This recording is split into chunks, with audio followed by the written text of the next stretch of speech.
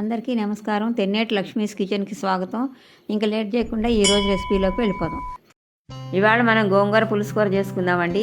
దానికి కావాల్సిన పదార్థాలు: పల్లీలు 1/2 కప్పు, శనగపప్పు 1/2 కప్పు, పచ్చిమిరపకాయలు 2, ఎండుమిరపకాయలు 2 లేదా 3, ఒక మీడియం సైజ్ ఉల్లిపాయ ముక్కలు, గోంగూర ఒక పెద్ద కట్ట, ఆవాలు పోపుకు సరిపడా, మెంతులు పోపుకు సరిపడా, నూనె పోపుకు సరిపడా, ఉప్పు కొంచెం, కారం 1/2 టేబుల్ స్పూను, పోపుకు సరిపడా ఇంగువ, 1/2 టేబుల్ స్పూన్ నూనె, 1/2 టేబుల్ స్పూన్ పసుపు. మనం తీసుకున్న శనగపప్పు, పల్లీలు, ఉల్లిపాయ ముక్కలు, పచ్చిమిరపకాయ ముక్కలు, గోంగూర, చిటికెడు పసుపు వేసి ఒక గ్లాసు నీళ్లు పోసి కుక్కర్లో పెట్టుకొని 3 విజిల్స్ రానియాలండి.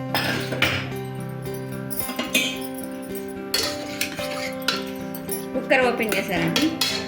ఇక ప్రెస్ చేసుకొని పోపు వేసుకుందాం. 1 స్పూన్ నూనె వేసుకున్నా, 1/2 చెంచా మెంతులు వేస్తున్నా, 1/2 చెంచా ఆవాలు వేస్తున్నా, జీలకర్ర, ఎండుమిరపకాయలు,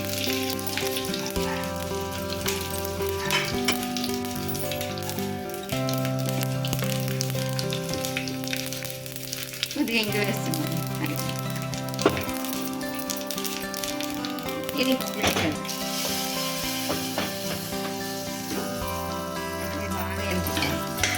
దీన్ని పులుసు కూర అంటారండి. శనగపప్పుతో చేస్తారు.